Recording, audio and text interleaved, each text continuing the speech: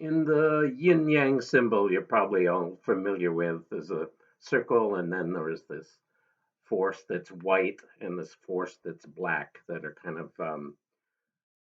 circling around and against each other. And initially, the meaning of that was it was actually initially it was a white snake and a black snake, and they were each eating and chewing on the other's tail.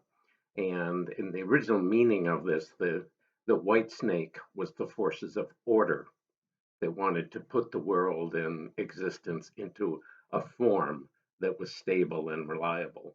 And the black snake was chaos that would, in a sense, wanting to break down the order and bring in that free and liberating sense of not being bound into any rigid forms. So, chaos and order, eating, destroying, and complementing each other. So, in the last couple of posts, I've been talking about a little bit of the kind of the safety versus challenge, and living in a world of danger. And I wanted to say, in the certainly in the some of the Toltec teachings that I got through Castaneda, it really spoke to that. It divided the world up into the known and the unknown. The known was our familiar life, the life we lead. The known is me sitting here in this living room and this house, and in all the habits and the things that I go by.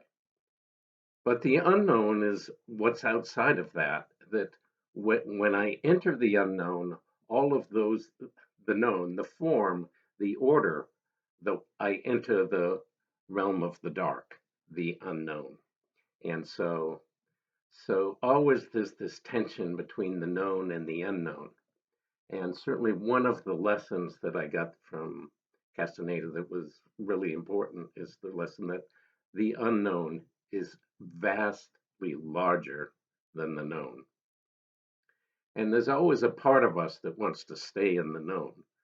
It's safe, it's ordered, we're familiar there. We know what to do. We have our strategies, our ways of dealing with things, our shtick, so to speak. But whenever we enter the unknown, all of that doesn't help us. It becomes none of those strategies work. And one of the lessons of Carlos Castaneda was to truly be a person of knowledge was not someone who knew a lot. A person of knowledge was someone who had a good and positive relationship with the unknown. A person willing to enter those spaces, which may be terrifying, but they're also magnificent and full of new possibilities.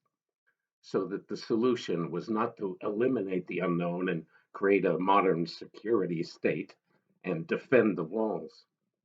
The real power and the real important lesson of life is to learn how to love and welcome and embrace the unknown. And if we can do that, our lives will expand in ways we couldn't conceive of before we entered that